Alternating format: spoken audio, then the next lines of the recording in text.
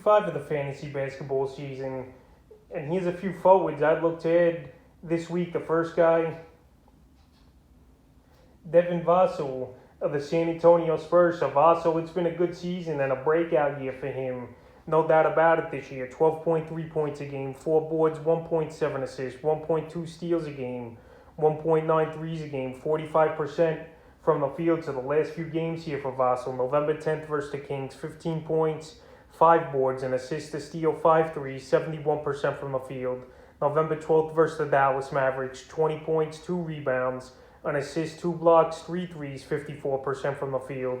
And November 14th at the LA Lakers, 19 points, 7 rebounds, an assist, a steal, 4 threes, and 54% from the field. So Vassell, he's getting an opportunity over here in San Antonio, playing 25, 30 minutes a game here. And he's hitting the 3-ball, he's scoring the basketball, he's helping in rebounds, he's a decent assist guy as well. And he's still, surprisingly to me, available widely in still 62% of fantasy leagues. So this guy could give you 6 or 7 categories in your league. And in my opinion, he's a good add this week. The next forward I look to add this week's Pat Connington of the Milwaukee Bucks. Pat Connington, we know he's a 3-point specialist, but this year he's doing a little bit of everything. Rebounding the basketball, good field goal percentage, couple assists here and there, and even getting some steals. So the season here for Connington, 11.2 points a game, 5 rebounds, 1.8 assists, 2.5 threes a game, and 47%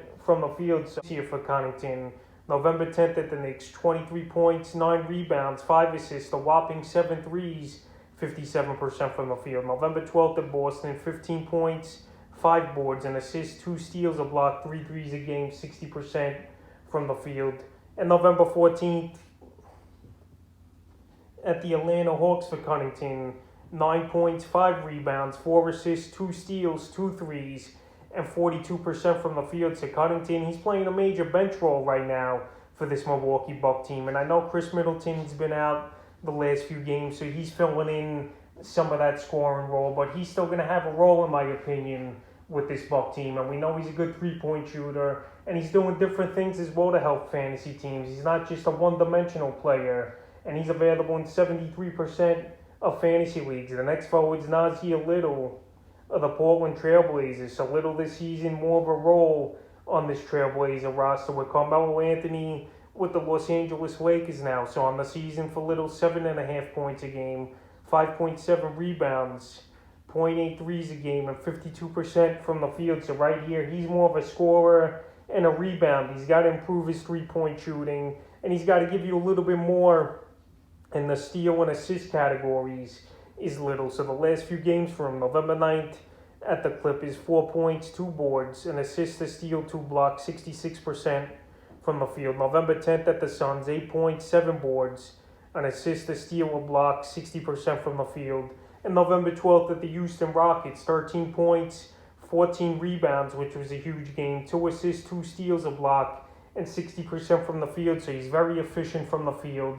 And like I mentioned, a lot of driving to the basket and short-range shots here for Nasir Little. But he's playing a major role of late, anywhere from 22 to 28 minutes a game. And if he could keep playing those type of minutes, he's definitely going to have value for fantasy owners. And he's definitely going to help out this Portland Trailblazer team.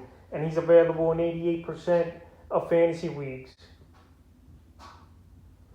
The next forward I looked at this week's Jay Crowder of the Phoenix Suns. So Drake Crowder, we know he's bounced around the league a lot in his career, but we know he's a physical player and a guy who plays hard each and every game is Crowder. And this season he's doing more on the offensive end, 9.4 points a game, 5.4 rebounds, 1.6 assists, 1.2 steals a game, 2 threes a game, 40% from the field. So the only thing with him, that field goal percentage isn't good. And there's some nights he's going to have huge games and some nights where he don't show up. But the last few games here for Jay Crowder, November 8th at the Kings, 5 points, 3 rebounds, 3 assists, 2 steals, a block, 22% from the field with a 3.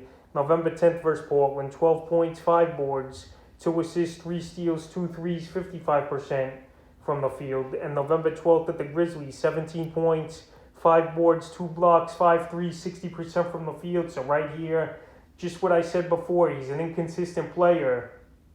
but he's a guy playing about 30 minutes a game right now in Phoenix, and he's definitely a guy worth an ad in my opinion. He could hit the three ball, he could get you some steals, he could get some rebounds, and he could score at a decent pace as well. And he's available right now in 65% of fantasy leagues. And the fifth and final forward I looked at this week is Doug McDermott of the San Antonio Spurs. So the Spurs signed McDermott up to a pretty big deal in the offseason. And so far this year, decent stat lines in terms of scoring and three-point shooting. 11 points a game, 2 rebounds, 1.2 assists, 2.5 threes a game, and 47% from the field. So obviously McDermott's a three-point specialist and a field goal percentage, pretty decent guy. But besides that, he's not going to give much more than that to your fantasy team. And he's available in 90% of fantasy leagues. So the last few games for McDermott, November 10th versus the Kings, 17 points, 3 rebounds, 2 assists, 4 threes,